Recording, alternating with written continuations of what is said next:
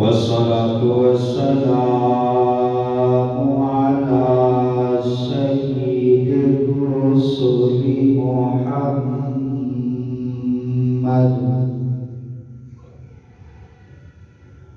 وعلى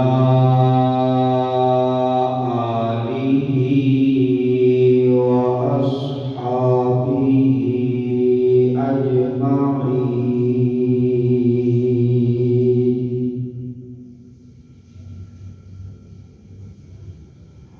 أما بعد فأعوذ بالله من الشيطان الرجيم. بسم الله الرحمن الرحيم.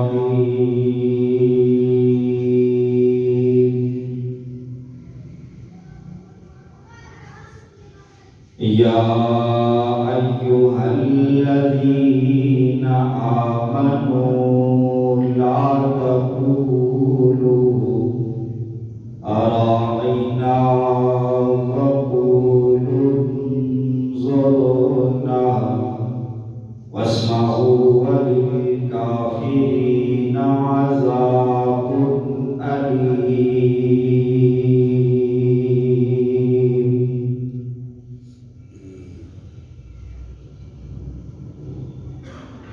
وقال الله تعالى في مقام آخر: يا أيها النبي إنا أرسلناك شاهدا ومبشرا ونذيرا وداعيا إلى الله بإذنه وسراجا منيرا.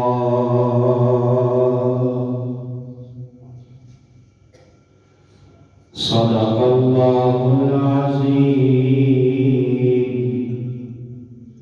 وبلغنا رسوله النبي الكريم.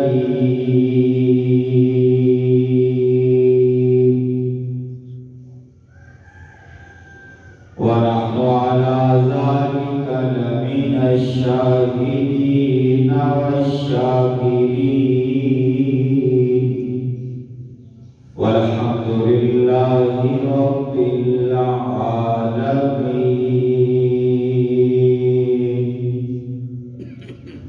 رب اشرح لي صدري ويسر لي أمري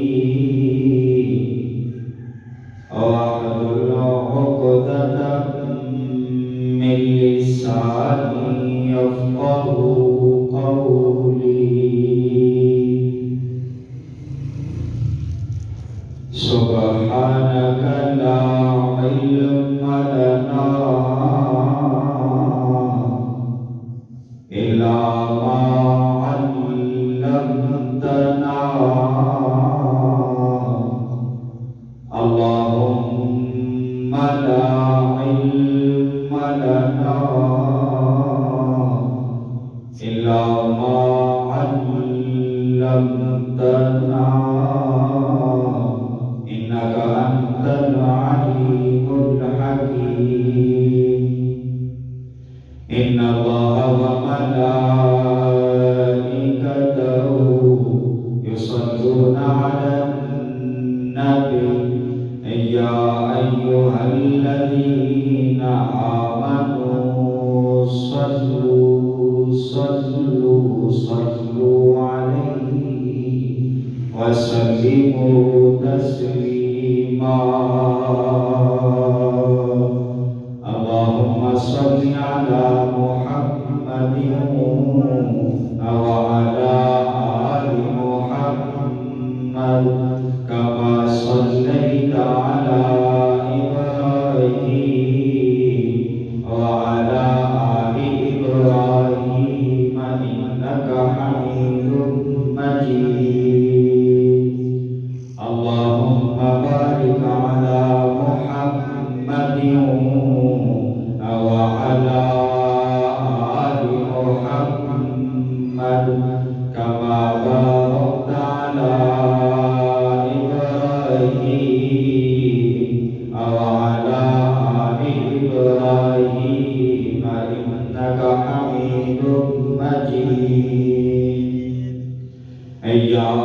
رب صل وسلم دائما أبدا وصل على حبيبك خير الخلق كلهم سبحان ربك رب العزة عما يصفون وسلام على المرسلين والحمد لله رب العالمين.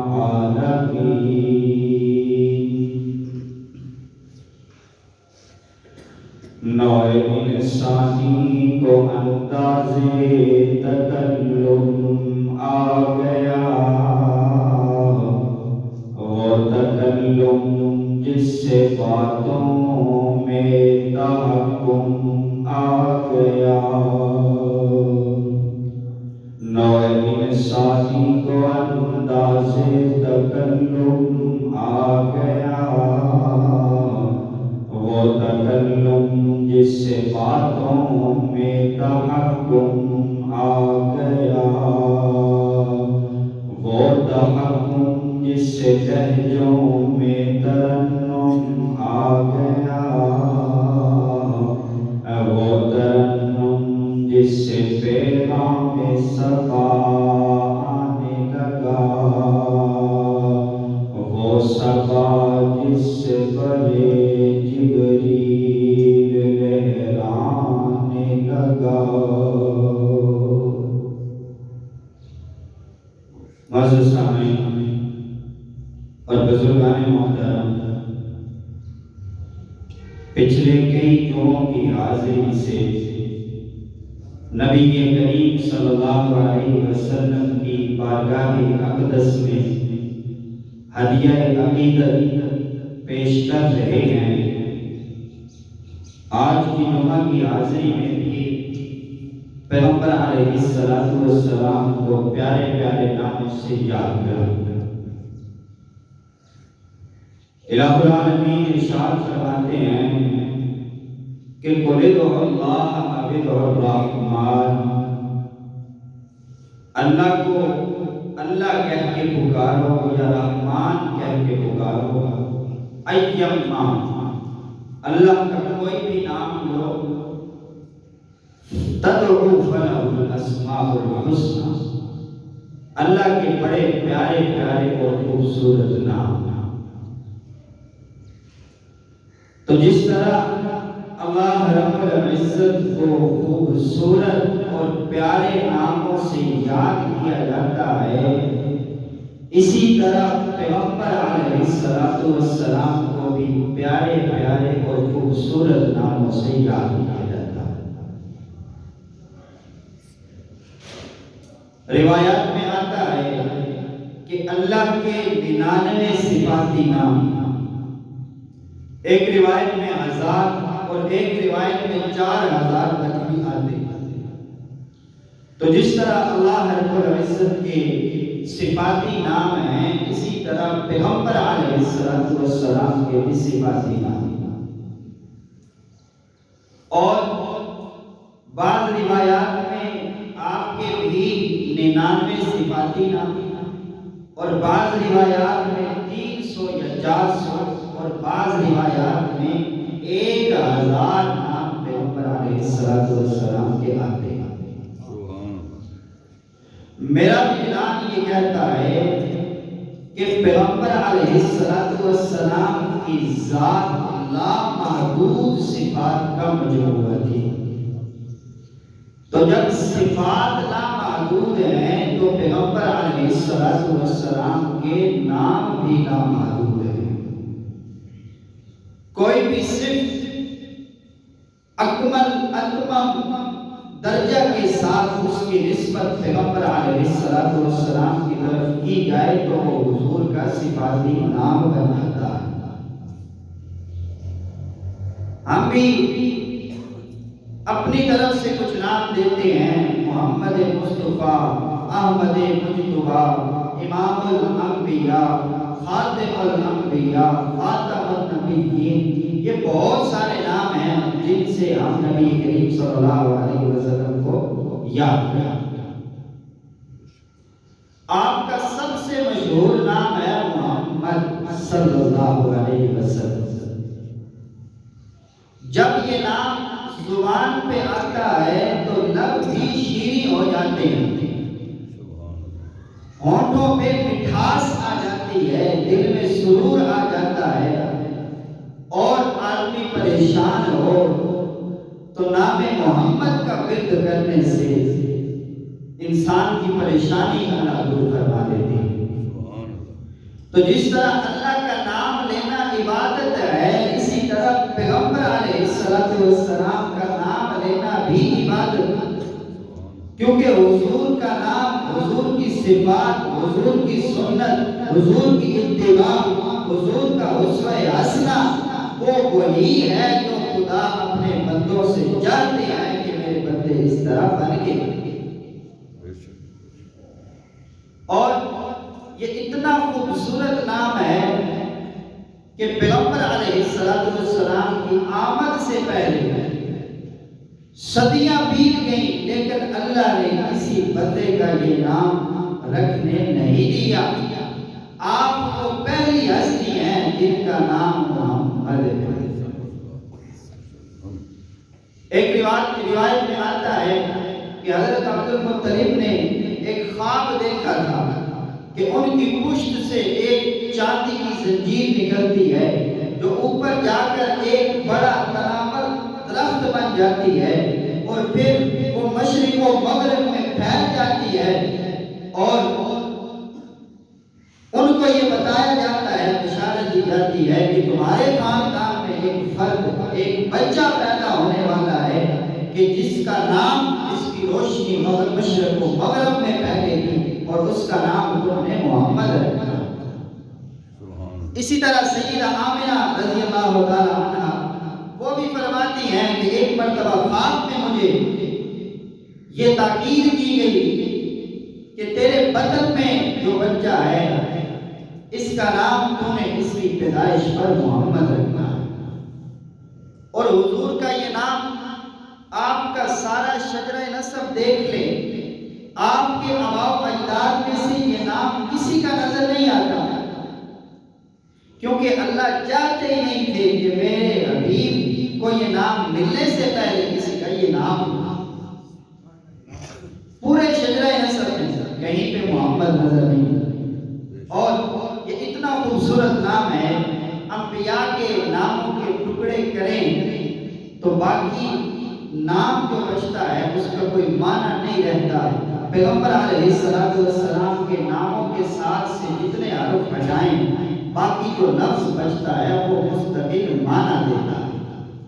میم کو ہٹاؤ تو حمد بنتی ہے، ہاتھ کو ہٹاؤ تو مد الى الخیر، خیر کی طرف کھینچنے والی، اور میم کو بھی ہٹا دو تو دال، الدال علی الخیر کفاعلہ۔ حضور نے فرمایا خیر پر دلالت کرنے والا وہ ایسے ہے جیسے کہ وہ خیر کو خود کرنے والا ہے۔ تو کتنا پیارا اور خوبصورت نام، اور یہ اتنا خوبصورت نام ہے۔ محمد کا مطلب ہوتا ہے تعریفوں کا منبع، تعریفوں کا مجموعہ۔ جو چیز پیغمبر علیہ السلام کے ساتھ جڑتی ہے وہ بھی تعریفوں والی بن جاتی ہے۔ پیغمبر علیہ السلام بروز محشر جس مقام پہ سجدہ فرمائیں گے، اللہ نے قرآن میں ارشاد فرما دیا، عسیٰ ان یبعثک ربک مقاما محمودا، محبوب سجدہ آپ جس جگہ پہ کریں گے اس کو مقام محمود بنا دینا ہمارا کام۔ مقام محمود وہ مقام جس کی تعریف کی جاتی ہے، اور جتنے انبیاء آئے حضور کے تذکرے کرتے ہوئے، کہیں پہ حضور کو تاب کہا جاتا ہے، کہیں پہ حضور کو فاروق کہا جاتا ہے، کہیں پر حضور کو بعید کہا جاتا ہے۔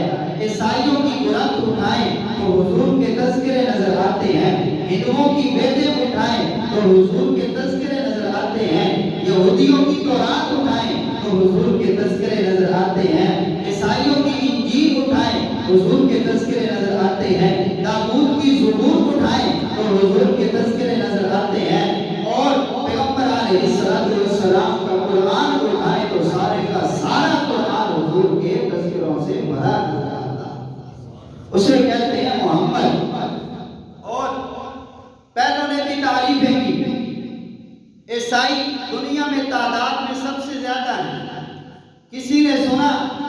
عیسائی نے عیسیٰ علیہ السلام کی سیرت پہ کتاب لکھی، وہ 10 جلدوں میں، وہ 20 جلدوں میں، وہ 30 جلدوں میں شاعری مجموعہ لکھا، وہ اتنا بڑا مجموعہ، وہ 10,000 کا قصیدہ، وہ 20,000 کا قصیدہ، نہیں 1,24,000 انبیاء آئے، ان کی سیرت اس طرح محفوظ نہ ہوئی، ان کے نام لیوا اس طرح باقی نہ بچے جس طرح پیغمبر علیہ السلام کے نام لیوا باقی ہیں۔ عربی کی بات کی جائے تو ہزاروں کتب حضور کی سیرت پر ہے، فارسی کی بات کی جائے تو حضور کی تعریف میں شعراء کے کلام ہیں، اور پنجابی کی بات کی جائے تو حضور کی تعریف میں ہزاروں مدح سراؤں نے حضور کی تعریف میں قصیدے لکھے ہیں۔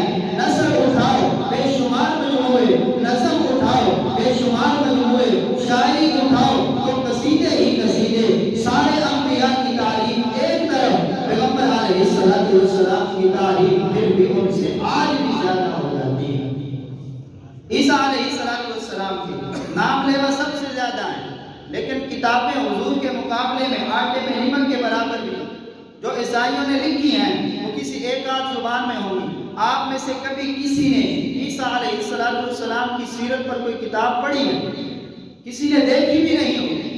اور سب سے زیادہ عیسیٰ علیہ السلام کی تعریف کی ہے تو وہ اسی امت نے کی، اسی امت کے قرآن نے کی ہے کہ پیغمبر علیہ السلام کے واسطے سے عیسیٰ علیہ السلام کی تعریفیں ہیں، یہ مقام ہے۔ درس کے اندر یہ بات گزری تھی کہ مشرکین مکہ نے یہ کہا کہ آپ عیسیٰ ابن مریم کی اتنی تعریفیں کرتے ہیں، ہمیں لگتا ہے کہ آپ ان کی عبادت ہم سے کروانا چاہتے ہیں۔ تو یہ ہیں محمد تعریفوں والے، ایسی تعریفوں والے، ابتدا سے تعریفیں، انتہا تک تعریفیں، اپنے بھی تعریفیں کریں اور بیگانے بھی تعریفیں کریں۔ اپنے تو سارے ہی تعریفیں کرتے ہیں، اگر بیگانے بھی تعریفیں کریں تو پھر مقام و مرتبہ بڑا اعلیٰ ہوتا ہے۔ جنگ بدر کا میدان سجا ہے، غزوہ بدر کا میدان ہے، ایک صحابی ابو جہل سے ملتے ہیں، پوچھتے ہیں ابو جہل محمد کے ساتھ لڑنے تو آ گیا، محمد کا مقام بھی جانتا ہے، مرتبہ بھی جانتا ہے، عہدہ بھی جانتا ہے، کہنے لگا ہاں سمجھتا ہوں، اس کا عہدہ بھی بڑا، اس کی عزت بھی بڑی، اس کی شہرت بھی زیادہ، اور یہ سچا بھی ہے، یہ امین بھی ہے، یہ صادق بھی ہے، اس نے کبھی جھوٹ نہیں بولا۔ پوچھا مانتا کیوں نہیں؟ کہتا ہے اگر مان لوں تو میری سرداری جاتی ہے، ورنہ حقیقت تو یہ ہے کہ محمد کی نبوت میں شک و شبہ ہو ہی نہیں۔ بیگانے بھی تعریف کریں تو یہ تعریف دی 100 کتاب آپ کو میں اکثر جمعہ کی حاضری میں بتاتا ہوں، 100 ایسے لوگ جو دنیا میں جن کا مقام سب سے بڑا ہے، لکھنے والا کافر ہے، لیکن جب لکھتا ہے تو پیغمبر علیہ السلام کو پہلے صفحہ پہ لکھتا ہے کہ محمد جیسا انسان نہ دنیا میں آیا ہے نہ آئے گا۔ اللہ رب العزت قرآن کریم میں ارشاد فرماتے ہیں، الہ العالمین ارشاد فرماتے ہیں، یا ایھا النبی انا ارسلناک شاہدا ومبشرا ونذیرا وداعیا الی اللہ باذنہ وسراجا منیرا۔ کہیں پہ اللہ آپ کو شاہد بولے، کہیں پہ اللہ آپ کو بشیر بولے، کہیں پہ اللہ آپ کو نذیر بولے، کہیں پہ اللہ آپ کو داعی الی اللہ بولے، کہیں پہ اللہ آپ کو سراج منیرا بولے، کہیں پہ اللہ آپ کو یا ایھا المزمل کے نام سے یاد کرتے ہیں، کہیں پہ اللہ آپ کو یا ایھا المدثر کے نام سے یاد فرماتے ہیں، کہیں پہ اللہ اپنے پیغمبر کو یا ایھا النبی کہتے ہیں، کہیں پہ اللہ اپنے پیغمبر کو یا ایھا الرسول کہتے ہیں۔ تو پھر میں کیوں نہ کہوں القاب کیسے کیسے خدا نے کیے عطا، القاب کیسے کیسے خدا نے کیے عطا، حضرت رسول پاک کو قرآن میں جا بجا۔ القاب کیسے کیسے خدا نے کیے عطا،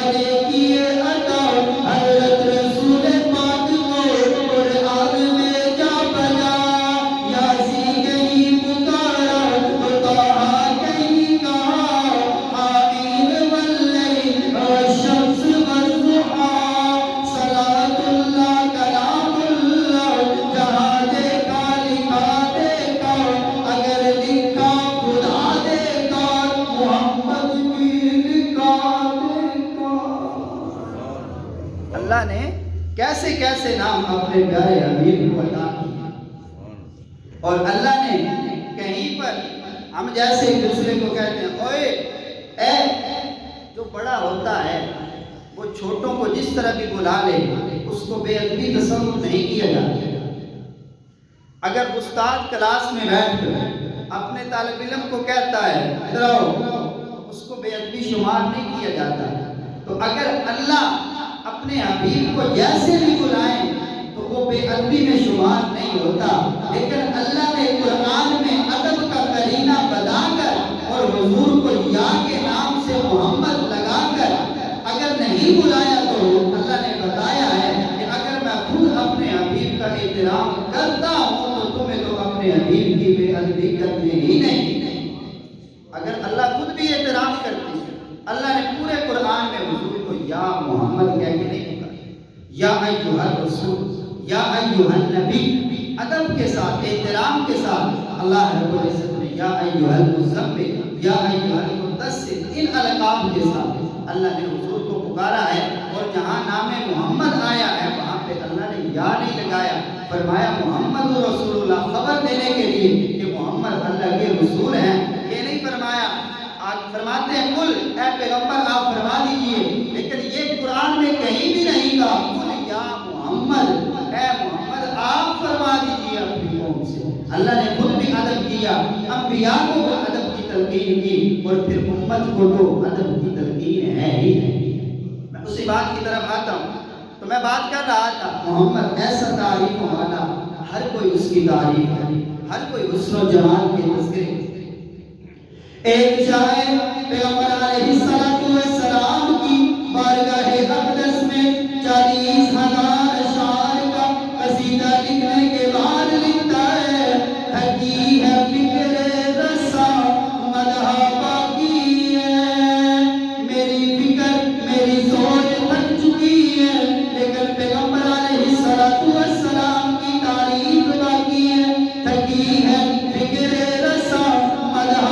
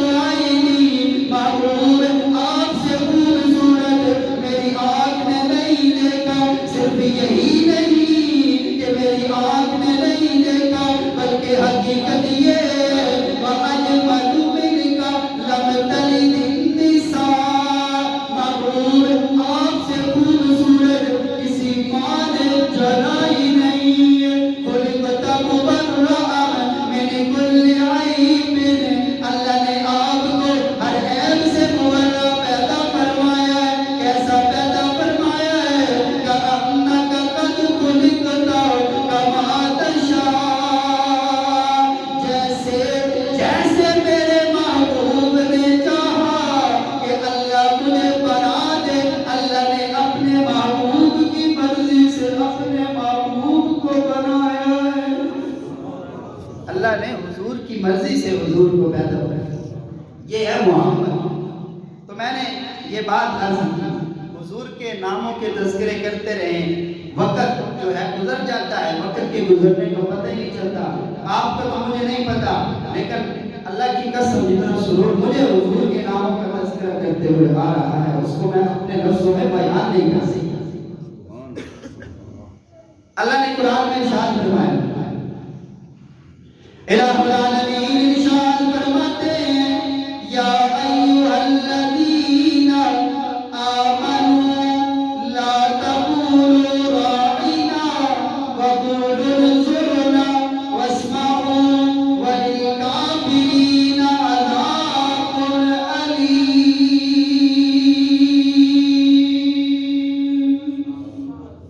کیا ارشاد فرماتے ہیں؟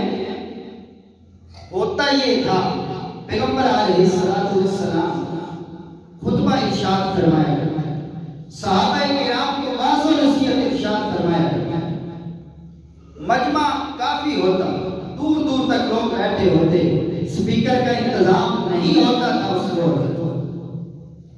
اب جو حضور کی محفل ہوتی، حضور کی مجلس ہوتی، وہاں پہ رکاوٹ نہیں تھی کہ اپنے ہی آ سکتے ہیں بیگانے نہیں آ سکتے۔ حضور کا فیض عام تھا، حضور کی رحمت عام تھی، اس میں اپنے بھی ہوتے تھے بیگانے بھی ہوتے تھے، اس میں منافق بھی آ کے بیٹھ جاتے تھے، یہودی بھی آ کے بیٹھ جاتے، عیسائی بھی آ کے بیٹھ جاتے، اور صحابہ کرام بھی بیٹھے ہوئے۔ ان کا مقصد کیا آنے کا؟ صحابہ کا مقصد تو یہ کہ حضور سے کوئی بات سنیں، اس پہ عمل کریں، اپنے عمل میں لائیں، کامیاب ہو جائیں۔ لیکن یہ یہود و نصارہ صرف طنز کے لیے اور کیڑے نکالنے کے لیے حضور کی باتیں سننے آیا کرتے ہیں۔ اللہ نے فرمایا، ان الذین فرقوا دینہم وکانوا شیعا، جنہوں نے دین میں تفریق ڈالی وہ شیعہ تھے، مطلب گروہ تھے، وہ بہت سارے گروہ تھے۔ یہ منافق جو ہیں وہ بیٹھے ہیں ادھر ٹولے میں، یہودی وہ بیٹھے ہیں ٹولے میں، عیسائی وہ بیٹھے ہیں ٹولے میں، اور صحابہ کرام الگ تھلگ بیٹھے ہیں۔ ان کی شان ہی الگ ہے، یہ ان کے درمیان میں نہیں بیٹھا کرتے۔ اب جب آواز دور تک نہیں پہنچتی تو صحابہ کرام نے پیغمبر علیہ السلام سے درخواست کی، پیغمبر علیہ السلام سے درخواست کی کہ راعینا، محبوب ہماری تھوڑی سی رعایت کیجیے۔ کیا مطلب؟ کہ ہم دور ہوتے ہیں، ہمیں آواز نہیں آتی، تو آپ کوئی ایسا بندوبست فرما دیں کہ ہم تک آواز صحیح طرح سے پہنچ جائے۔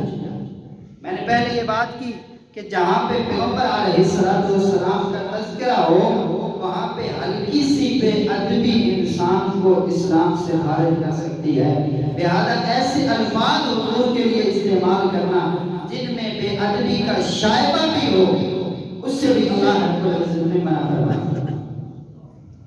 تو جب صحابہ نے کہا راعینا، حضور ہماری رعایت کیجیے، اب جو منافق تھے وہ کہنے لگے راعینا، کھینچ کے۔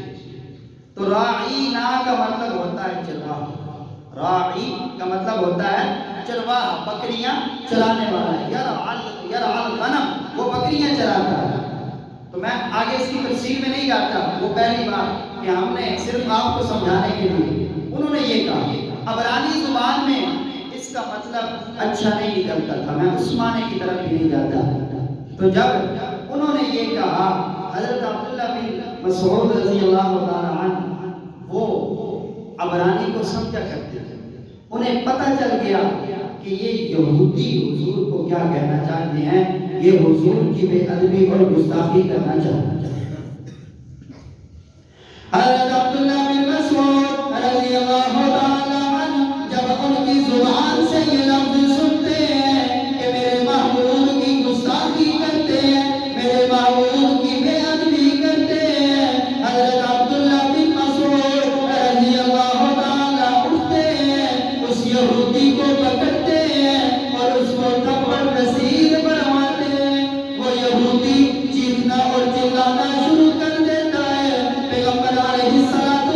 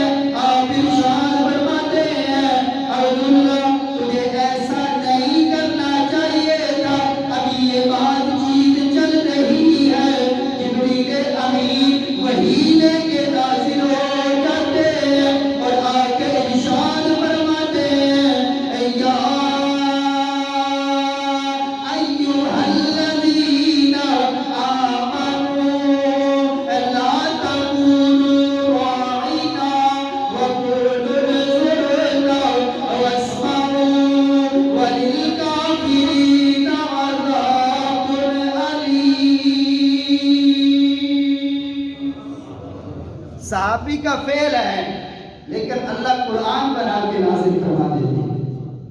تو اللہ نے یہ اعلان کیا کہ جو عبداللہ نے کیا ہے وہ بالکل ٹھیک کیا ہے۔ تو اب اللہ نے یہ قانون بنا دیا کہ تم جو حضور کے ماننے والے بیٹھے ہو، تم جو حضور کے وفادار بیٹھے ہو، حضور کے جانثار بیٹھے ہو، تم حضور کے لیے کوئی ایسا لفظ استعمال نہیں کرو گے جس کے دو مطلب نکلتے ہیں۔ لا تقولوا، اللہ نے قرآن میں یا ایھا الذین آمنوا کا خطاب جو ہے حضرت عبداللہ بن عباس رضی اللہ تعالی عنہ رئیس المفسرین، قرآن کے سب سے بڑے مفسر، فرماتے ہیں کہ لفظ اللہ نے 88 بار قرآن کریم کے اندر ارشاد فرمایا، اور اس سے مخاطب ہم ہیں، وہ ایمان والے تھے، ہم بھی ایمان والے ہیں، تو اللہ ہم سے خطاب کرتے ہیں، ہمیں بلاتے ہیں۔ جیسے کوئی جماعت بیٹھی ہو، میں کہوں آپ میری طرف توجہ کریں تو میرے مخاطب یہ لوگ ہیں، تو یا ایھا الذین آمنوا ہمارے لیے یہ بڑے رتبے کا مقام ہے کہ اللہ نے حضرت آدم علیہ السلام سے لے کر عیسیٰ علیہ السلام کی امت تک کسی بھی امت کے لیے یا ایھا الذین آمنوا کا لفظ استعمال نہیں کرنا۔ یہ اس امت کی انفرادیت ہے، ہمارا اعزاز ہے کہ اللہ نے ہمیں یہ فرمایا ہے یا ایھا الذین آمنوا، اے ایمان والو۔ اللہ نے ہماری صفت بیان کی، لا تقولوا راعنا، یہ نہیں کہنا راعنا ہماری رعایت کرو، بلکہ تم یہ کہو انظرنا کہ یا رسول اللہ صلی اللہ علیہ وسلم ہماری طرف بھی نظر کرم فرمائیے۔ اب اس کے دو مطلب نکال دیا، اور اللہ نے فرمایا ادب کا پہلا تقاضا یہ ہے وقولوا انظرنا واسمعوا، تم کوشش کرو توجہ کے ساتھ بات سننے کی، تمہیں یہ لفظ کہنے کی ضرورت پیش نہ آئے، تم پیغمبر علیہ السلام کی باتوں کو توجہ سے سنا۔ اور یہ تو کافر ہیں، وَلِلْكَافِرِينَ عَذَابٌ أَلِيمٌ، ان کو تو میں آخرت میں دیکھ لوں گا، ان کے لیے میں نے دردناک عذاب تیار کیا۔ تو اللہ جب خود حضور کا اتنا ادب اور احترام کرتے ہیں اور امت کو بھی تلقین فرماتے ہیں، تو اللہ تعالیٰ کیسے یہ برداشت کریں گے کہ کوئی حضور کی بے ادبی کرے، کوئی ایسی بات کرے جس سے پیغمبر علیہ السلام کی بے ادبی کا شبہ تک۔ اگر کوئی بندہ، اللہ نے حضور کو اعزاز دیا وَمَا أَرْسَلْنَاكَ إِلَّا رَحْمَةً لِلْعَالَمِينَ، محبوب ہم نے آپ کو رحمت للعالمین بنایا ہے، اگر کوئی بندہ کسی بندے کو کہہ دے تو رحمت للعالمین ہے، وہ بندہ دائرہ اسلام سے خارج ہو جاتا ہے، کیونکہ رحمت للعالمین کا لفظ جہاں پہ بولا جاتا ہے اس سے مراد حضور کی ذات ہو۔ تو اگر آپ کسی بندے کو کہیں گے رحمت للعالمین تو گویا کہ آپ نے اس بندے کو نبوت کے درجے پر پہنچا دیا جس سے آپ دائرہ اسلام سے خارج۔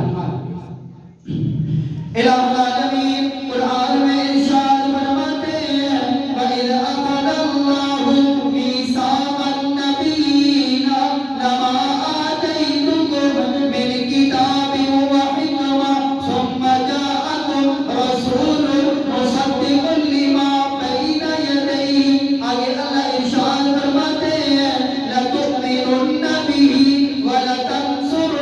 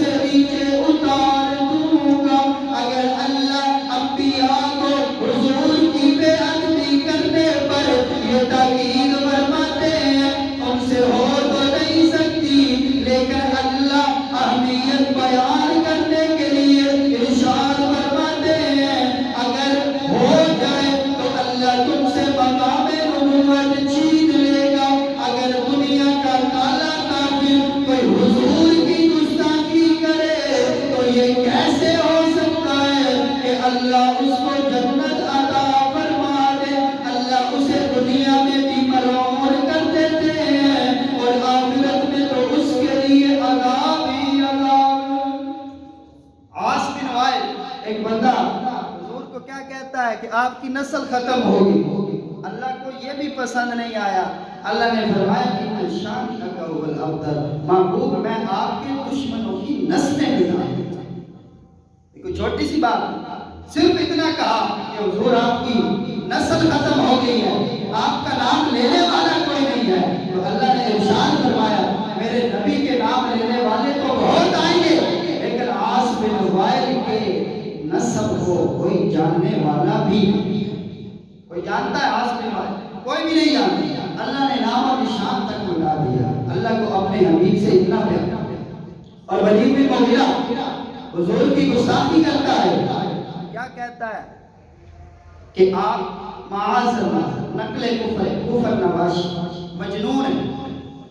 اللہ کو بڑا غصہ آیا، اللہ بڑے جلال میں آیا، اور اللہ نے اس کی ایسی ایسی بدماشیوں کا ذکر فرمایا.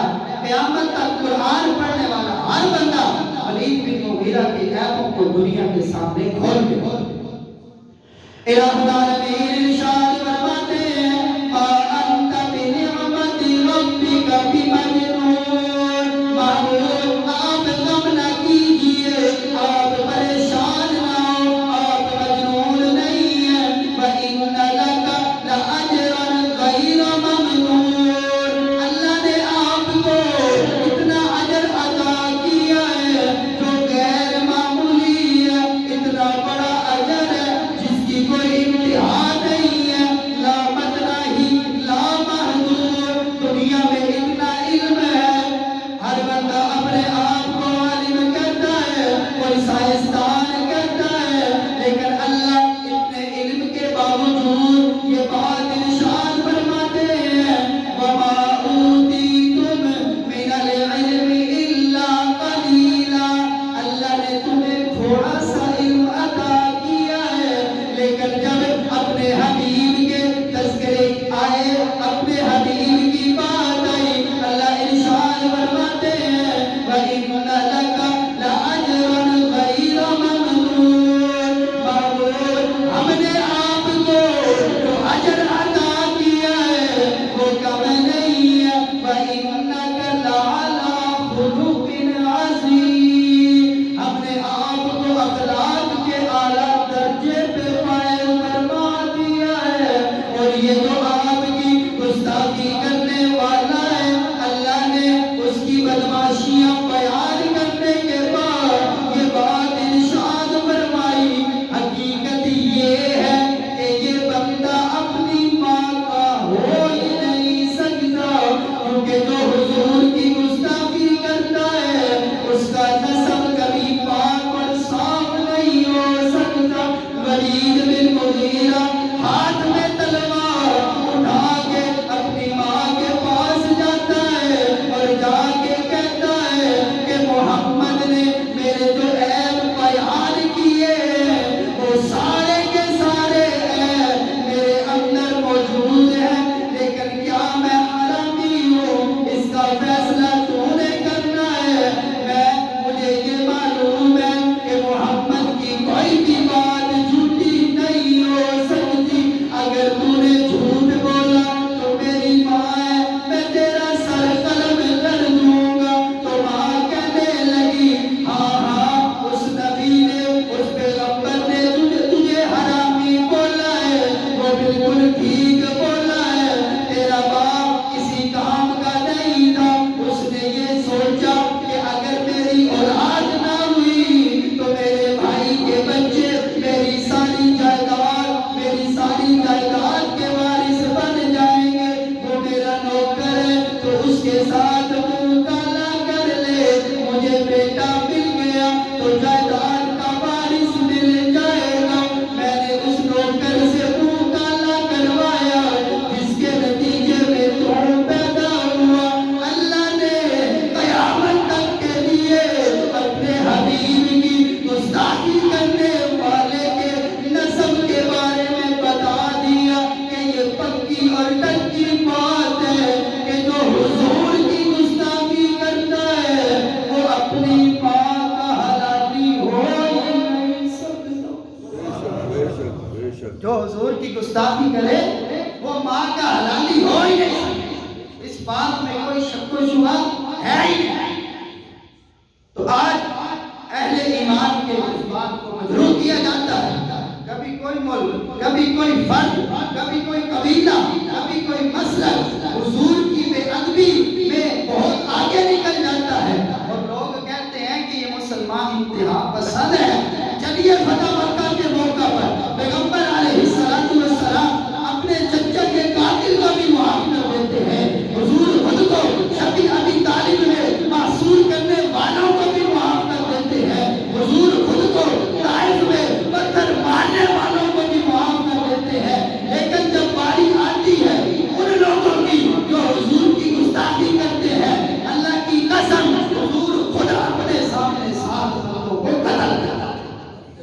7 بندوں کو حضور خود اپنے سامنے قتل کرواتے ہیں کہ یہ حضور کے گستاخ ہیں.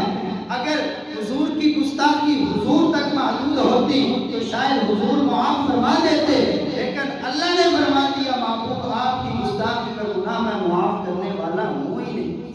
ابو لہب کا تو آپ کو میں نے سنا دیا کہ اللہ نے اس کے ہاتھ توڑ دیے، حضور کی گستاخی کرتا ہے، اس کا بیٹا گستاخی کرتا تھا، درندوں نے چیر کھایا، اس کو پھاڑ ڈالا، مار دیا، واسطے جہنم کر دیا. تو اللہ تعالیٰ جب خود برداشت نہیں کرتے تو کوئی حضور کی گستاخی کرے تو پھر کس کے لیے گنجائش بچتی ہے کہ وہ حضور کی ہلکی سی بھی بے ادبی کرے؟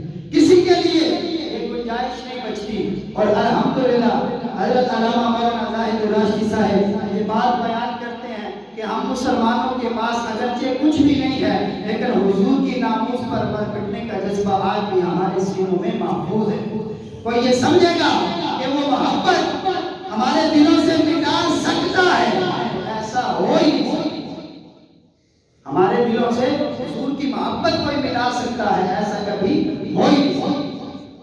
آخر میں صرف اتنا ہی کہوں گا کہ اللہ رب العزت ہمیں پیغمبر علیہ السلام کی پکی اور سچی محبت نصیب فرمائے اور حضور کی ذات پر، حضور کی سنتوں پر، حضور کے طریقوں پر عمل کرنے اور پر مٹنے کا جذبہ عطا فرمائے. وآخر دعوانا